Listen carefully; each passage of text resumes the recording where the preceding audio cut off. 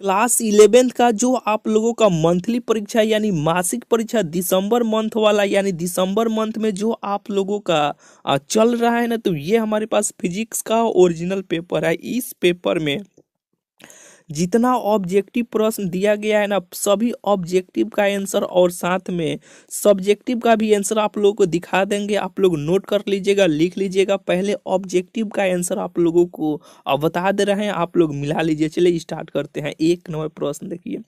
1 number प्रश्न है कि सरल आवर्त गति में त्वरण समानुपाती होता है तो विस्थापन के समानुपाती होता है। ऑप्शन नंबर इसका बी हो जाएगा, यानी एक का आंसर ऑप्शन नंबर इसका बी हो जाएगा, विस्थापन के। ठीक है, चलिए 2 नंबर प्रश्न के सरल आवर्त गति करती हुई वस्तु के वेग एवं त्वरण के बीच कलांतर होता है तो 180 डिग्री का ये बन जाता है। ठीक है, ऑप्शन नंबर इसका सी हो जाएगा।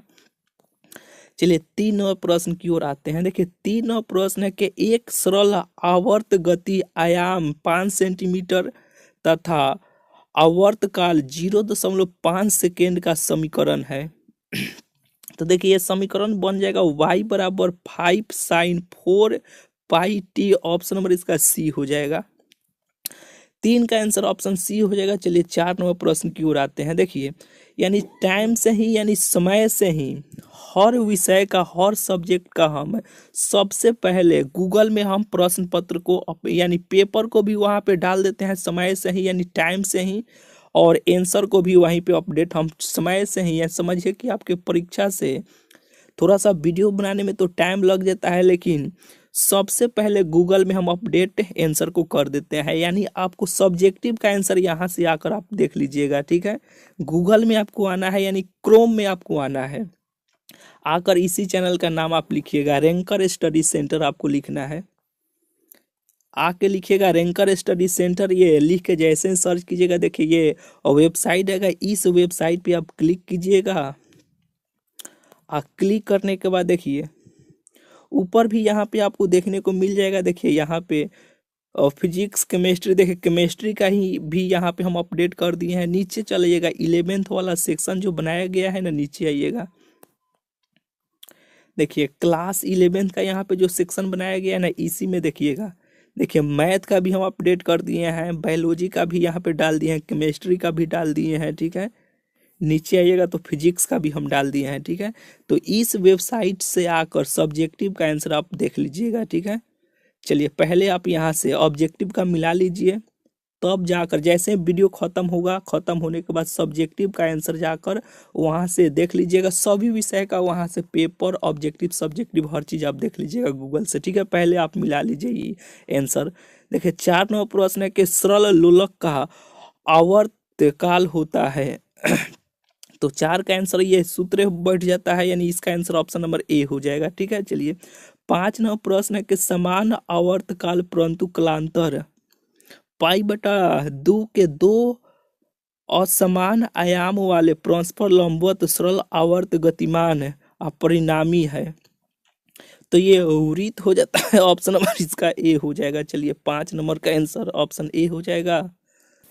6 नंबर प्रश्न कि यदि किसी दृढ़ पिंड को इसके गुरुत्व केंद्र से लटका कर दोलन कराया जाता है तब इसका आवर्तकाल होता है तो ये शून्य हो जाएगा। ठीक है, यानी 6 का आंसर यानी अनंत हो जाएगा। जैसे कि उसको लटका कर इसे घुमाया जाएगा, ये शून्य हो जाएगा यानी अनंत हो जाएगा मेरे भाई। यहाँ पे ऑप्शन नंबर इसका सी हो जाएगा। यहाँ पे देखिए 7 नंबर प्रश्न के एक लड़की झूले पर बैठी झूल रही है, यानी बैठी झूल रही है यानी झूला पर बैठकर झूल रही है। यदि वह खड़ी हो जाए तो झूलने का दोलन काल यानी घट जाएगा। ठीक है, ऑप्शन नंबर इसका बी हो जाएगा 7 का आंसर। 8 नंबर प्रश्न की ओर आते हैं। देखिए 8 नंबर प्रश्न है कि प्रतिबल तथा विकृत का अनुपात कहलाता है तो ऑप्शन नंबर इसका यानी 8 नंबर प्रश्न का आंसर ऑप्शन सी हो जाएगा, प्रत्यस्थता गुणांक। ठीक है, चलिए 9 नंबर प्रश्न है कि यंग प्रत्यस्थता गुणांक की विमाएं हैं तो ये ऑप्शन नंबर इसका बी हो जाएगा, M L inverse T inverse -2 यानी ऑप्शन नंबर इसका बी हो जाएगा 9 का आंसर। चलिए 10 नंबर प्रश्न की ओर आते हैं। देखिए 10 नंबर प्रश्न है कि ताप की वृद्धि में प्रत्यस्थ गुणांक का मान। तो 10 नंबर प्रश्न का आंसर ऑप्शन नंबर इसका ए हो जाएगा, घटता है। ठीक है, चलिए 11 नंबर प्रश्न की ओर आते हैं। देखिए 11 नंबर प्रश्न है कि प्यासो अनुपात का मान। तो 11 का आंसर ऑप्शन नंबर इसका डी हो जाएगा, इनमें से कोई नहीं। ठीक है, चलिए 12 नंबर प्रश्न की ओर आते हैं। 12 नंबर प्रश्न है कि एक तार पर 20 न्यूटन का तनाव बल लगाने पर इसकी लंबाई 100 सेमी तथा 40 न्यूटन का तनाव बल लगाने पर लंबाई 105 सेमी हो जाती है। तार की प्रारंभिक लंबाई है जब 20 न्यूटन का बल अनुपस्थित था।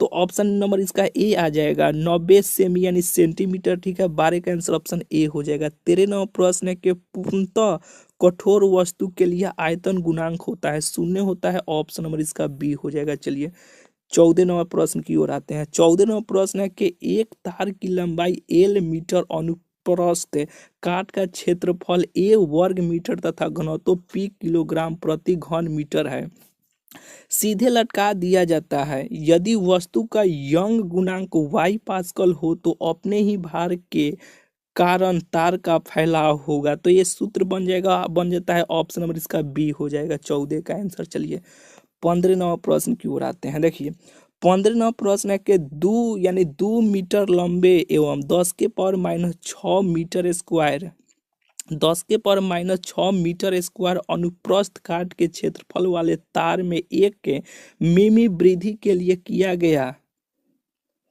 कार्य यानी वाई का मान दिया गया है, निकालने पे 5 जूल आएगा। ऑप्शन डी आ जाएगा 15 का आंसर। ठीक है, 15 का आंसर ऑप्शन डी हो जाएगा। 16 नंबर प्रश्न देखिए 16 नंबर प्रश्न है कि एक तार का व्यास 2/√पाई सेमी है, इसकी लंबाई दुगनी करने के लिए आवश्यक बल 2 × 10⁻⁷ न्यूटन है। तार का यंग गुणांक है, तो ऑप्शन बी आ जाएगा। ठीक है, यानी 16 का आंसर ऑप्शन बी नोट कर लीजिए। चलिए 17 नंबर प्रश्न की ओर आते हैं। देखिए 17 नंबर प्रश्न है कि पृष्ठ तनाव की उत्पत्ति का कारण है, तो ऑप्शन बी हो जाएगा संसंजन बल। ठीक है, चलिए 18 नंबर प्रश्न है कि यदि कोई द्रव किसी ठोस की सतह को नहीं भिगोता है तब इसका स्पर्श कोण है।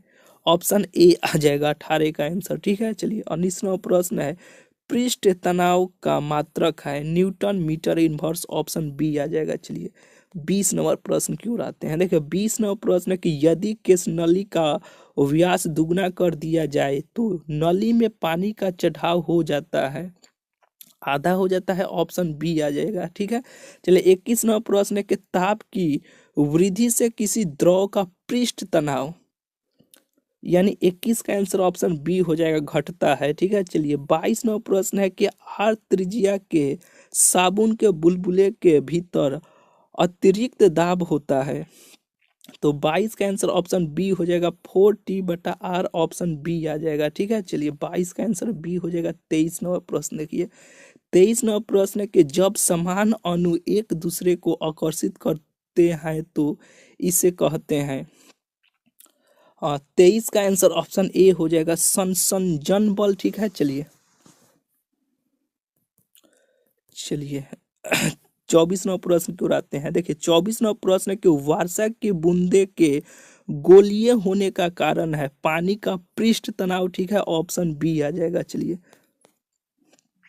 25 नंबर प्रश्न है कि किसी संकीर्ण नली में द्रव के प्रभाव के लिए रेनॉल्ड संख्या का मान होता है 1000 होता है। ऑप्शन नंबर इसका सी हो जाएगा। ठीक है, चलिए 26 नंबर प्रश्न है कि श्यानता गुणांक का एसआई मात्रक है, तो 26 का आंसर ऑप्शन नंबर इसका बी हो जाएगा, kilogram metre inverse second inverse हो जाएगा। ठीक है, चलिए 27 नंबर प्रश्न के 27 नंबर प्रश्न के ताप की वृद्धि के साथ अधिकांश द्रवों की श्यानता गुणांक, यानी 27 का आंसर ऑप्शन ए हो जाएगा, घटती है। ठीक है, चलिए 28 नंबर प्रश्न की ओर आते हैं। 28 नंबर प्रश्न है कि श्यान द्रव से होकर गिरते समय जब आर त्रिज्या वाली इस्पात की एक गोली चरम वेग भी प्राप्त कर लेती है तब श्यान रोध समानुपाती होता है, तो 28 का आंसर ऑप्शन ए आ जाएगा। वी आर आ जाएगा, ठीक है, यानी वी आर हो जाएगा। चलिए 29 नंबर प्रश्न है कि यदि वर्षा की दो बूंदों के अंतिम वेगों का अनुपात 1:4 हो तो उनके द्रव्य मानों का अनुपात होगा। तो 29 नंबर प्रश्न का आंसर ऑप्शन सी आ जाएगा, 1:8 हो जाएगा, ठीक है। चलिए 29 हो गया। 30 नंबर प्रश्न के 30 नंबर प्रश्न है कि बर्नौली का प्रमेय आधारित है।